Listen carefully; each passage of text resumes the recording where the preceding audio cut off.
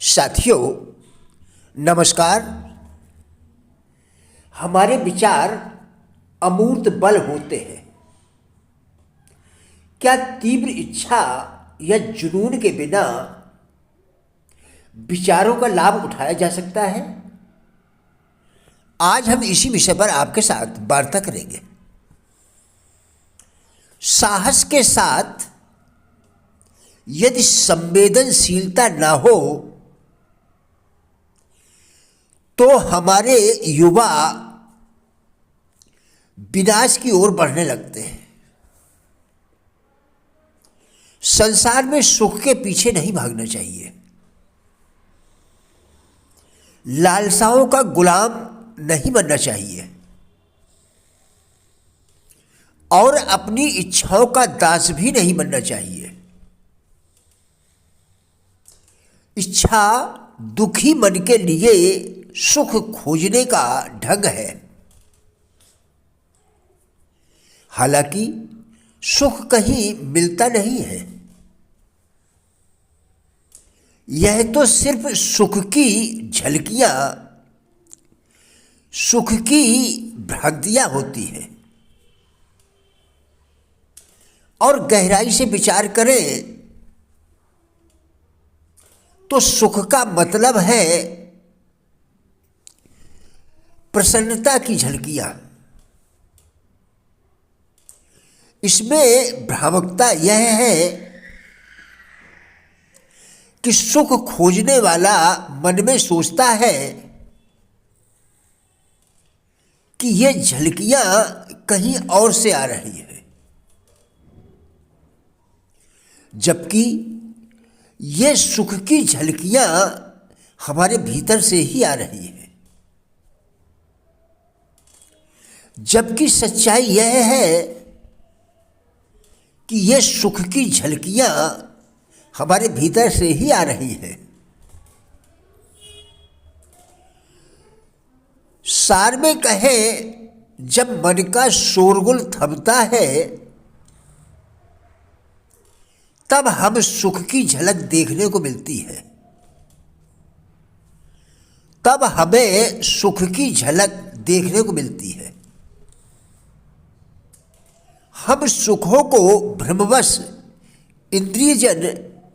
इंद्रियजन्य विषयों के वासनापूर्ण संबंधों में खोजते रहते हैं।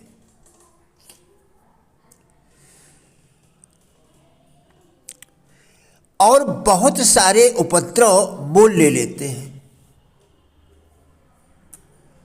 स्वामी विवेकानंद जी ने कहा है, स्वामी विवेकानंद जी कहा करते थे कि जिनके मन में साहस व हृदय में प्रीति है वही मेरा साथी बने। उनका यह आह्वान आज भी प्रासंगिक है। साहस के साथ संवेदना हो तभी मानवता की सेवा की जा सकती है। एक बार मलेरिया रोग महामारी की तरह फैल गया। डॉक्टरों को इस रोग का इलाज ढूंढने के लिए एक प्रयोग करने की आवश्यकता थी। उन्होंने कहा कि यदि हमें कुछ ऐसे लोग मिल जाएं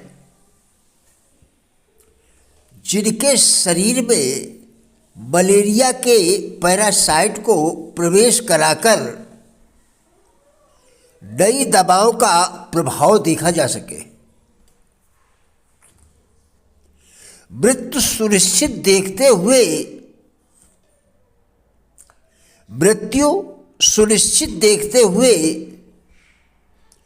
कई लोगों ने अपना नाम लिखाया, जिससे मलेरिया का इलाज खोजा जा सका। ऐसे बलिदानियों को सत सत नमन। हम शरीर को भोजन के जरिए खुश रख सकते हैं, इसी तरह हम दिमाग को बौद्धिक ढंग से तेज कर सकते हैं। खुशी हमारी आत्मा की उपलब्धि है, दिमाग और शरीर की नहीं। हमारी अधिकांश शिक्षा का लक्ष्य बाहरी विकास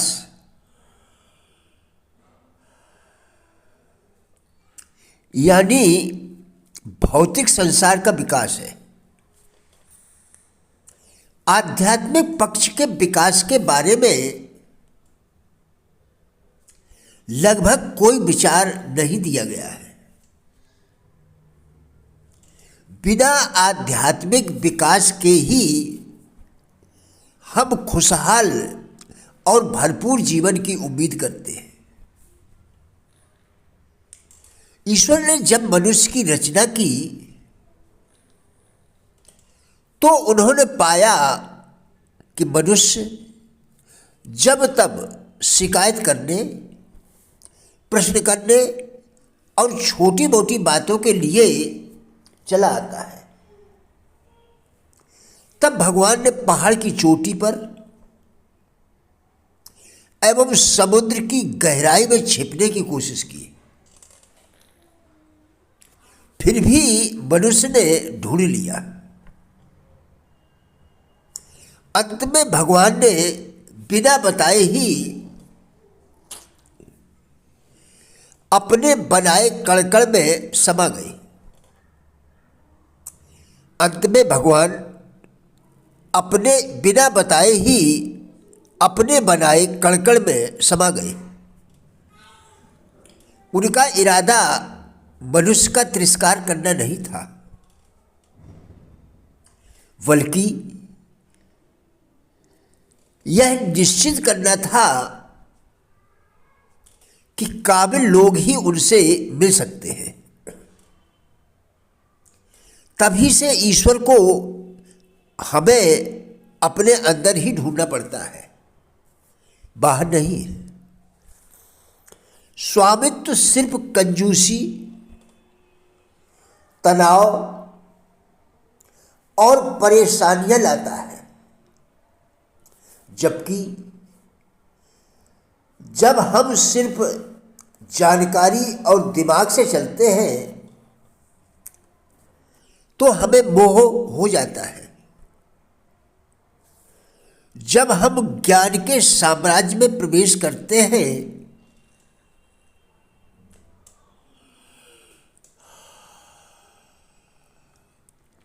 जब हम ज्ञान के साम्राज्य में प्रवेश करते हैं तब आप भौतिक सफलता प्राप्त करते हुए संत की तरह जीवन जीते हैं।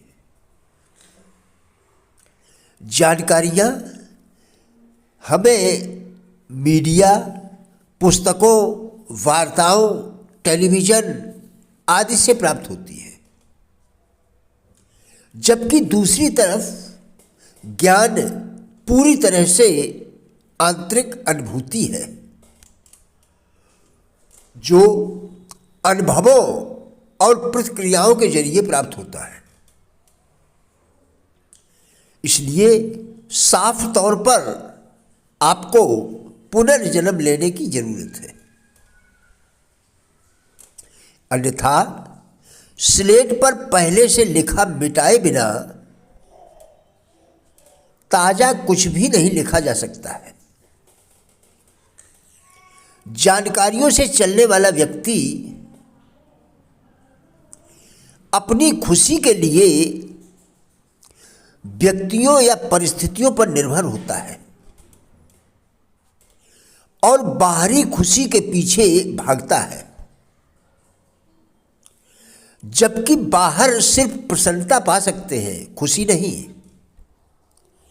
ऐसा व्यक्ति हमेशा उम्मीद करता है, सभी चीज़ों से जुड़ाव रखता है, अपनी बात पर अड़ जाता है एवं बात न माने जाने पर क्रोधित हो जाता है।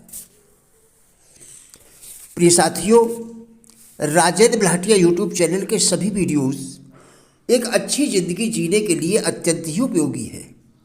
हमारा विश्वास है कि इस चैनल के सभी वीडियोस आपको ज़रूर अच्छे लगेंगे। कृपया चैनल को सब्सक्राइब करें, जिससे इसी प्रकार के और भी वीडियोस आप लगातार देख सकेंगे।